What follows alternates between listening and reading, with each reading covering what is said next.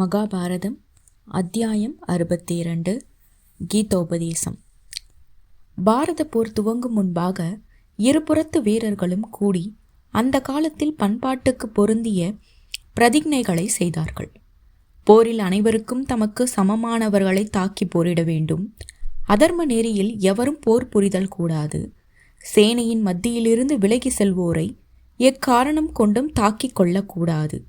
தேரில் ஏறி போர் புரிபவன் எதிர்த்தரப்பு தேரில் ஏறினவனுடன் யானை வீரன் எதிர்த்தரப்பு யானை வீரனையும், குதிரை வீரன் எதிர்த்தரப்பு குதிரை வீரனையும், காலாட்படையினர் எதிர்த்தரப்பு காலாட்படையினருடன் தான் எதிர்த்து போரிட வேண்டும். எதிர்த்தரப்பை நம்பி போரை நிறுத்தியவன் மீதும் எதிரியை கண்டு பயந்து நடுங்கியவன் மீதும் ஆயுதத்தை பிரயோகிக்க கூடாது. வேறு ஒருவனுடன் போர் செய்து கொண்டிருக்கும் ஒருவனை கலந்து கொள்ளாது மற்றொருவன் ஆயுத பிரயோகம் செய்து கொள்ளக்கூடாது. ஆயுதம் இழந்தவனையாவது கவனம் இல்லாதவனையாவது கவசம் இழந்து நிற்பவனையாவது கொள்ளக்கூடாது. ஆயுதங்களை எடுத்து கொடுக்கும் பணியாட்கள், பேரிகை அடிப்போர், சங்கம் ஊதுபவர்கள் ஆகியோர் மீது ஆயுத பிரயோகம் செய்தலும் கூடாது. இந்த யுத்த முறையை கௌரவர்களும் பாண்டவர்களும் அங்கீகரித்து பிரதிஜை செய்தனர். போர் துவங்கும் நேரம் வந்தது.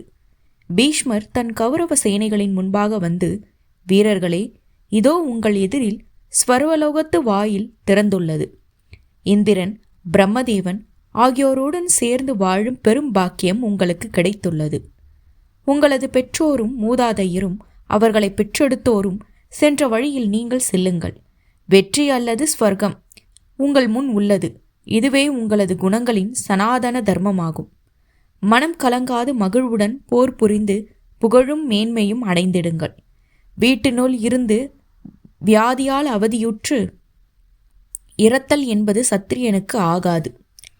ஆயுதத்துக்கு இரையாவதுதான் சத்திரியனின் தர்மம் என்று முழங்கினார். இந்த தூண்டுதலால் மன்னர்கள் பேரிகை முழக்கம் செய்து கௌரவர்களுக்கு வெற்றியும் புகழும் உண்டாக்கி தந்திடுவோம் என்றுரைத்து போரை துவங்கினர். கௌரவ சேனாதிபதி பீஷ்மரது கொடியில் பனைமரமும் 5 நட்சத்திரங்களும் பிரகாசித்தன. சிம்மத்தின் வாள் எழுதிய அசுவத்தாமனின் கொடி காற்றில் பறந்து கொண்டிருந்தது. துரோணரது பொன்னிற துவஜத்தில் கமண்டலமும் வில்லும் பிரகாசித்தன. துரியோதனின் புகழ்பெற்ற கொடியில் பாம்பு படம் ஆடியது. கிருபரது கொடியில் காளை மாடும், ஜெயந்திரன் கொடியில் பன்றியும் இருந்தன. இவ்வாறு மற்றவர்களின் தேர்களில் பலவிதமான கொடிகள் பறந்து கொண்டிருந்தன. எதிரே அணிவகுத்து நின்ற கௌரவர் சேனைகளை பார்த்த தர்மர் அர்ஜுனனை நோக்கி, அர்ஜுனா, பகைவரது படை மிக பெரியதாக உள்ளது. குறைவாக உள்ள நமது படையை விரிவுபடுத்திய பலம் குன்றாது செய்து குவித்து போரிட வேண்டும். சேனையை விரிவுபடுத்தினால் படைகளின் பலம் குறைந்து போகும். ஊசி முனை வியோகமாக நமது படைகளை நீ அணிவகுத்து நிற்கச் செய் என்று ஆணையிட்டார். இவ்வாறு இருபுறத்திலும் சேனைகள் எதிரெதிர் அணியாக வகுக்கப்பட்டு நின்றதும் அர்ஜுனனுக்கு மனக்கலக்கம் உண்டானது. அதனை போக்கும் விதமாக பகவான் கிருஷ்ணர் உபதேசித்த கர்மயோகம் மிகவும் புகழ்பெற்றதாகும்.